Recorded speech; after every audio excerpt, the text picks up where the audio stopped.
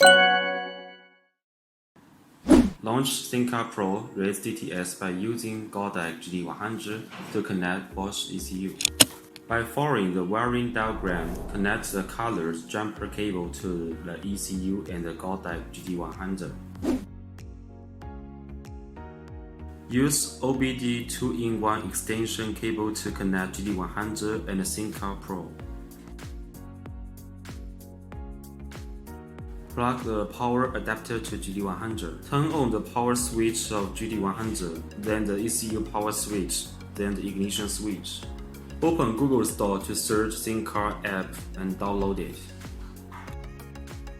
Auto detect VIN. If it failed, it will direct you to select manually.